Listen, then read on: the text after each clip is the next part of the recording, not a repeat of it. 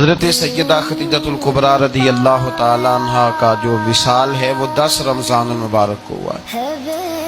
2 دن پہلے ان کی سیرت پر بات کرنے کا مقصد یہ ہے کہ لوگ 10 رمضان المبارک کو آپ کی یاد منائیں۔ اس دن زیادہ سے زیادہ بالخصوص گھروں کے اندر 10 رمضان المبارک کو گھروں کے اندر کل شام 9 جب گزر جائے اور 10ویں کی شب آ جائے تو کوشش کی جائے ان کی یاد میں گھر کے اندر کچھ نہ کچھ اہتمام کیا جائے، اس لیے کہ وہ مومنوں کی پہلی ماں بھی ہیں اور اسلام کی سب سے پہلی موسنا بھی ہے، سب سے پہلی موسنا ہے اسلام، اور یہ وہ خوبصورت اور عظیم ہستی ہے کہ کائنات ساری کو مصطفیٰ کے پاس جا کے سکون ہوتا ہے،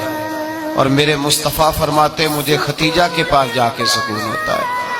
ختیجہ کے پاس جا کے سکون ہوتا ہے۔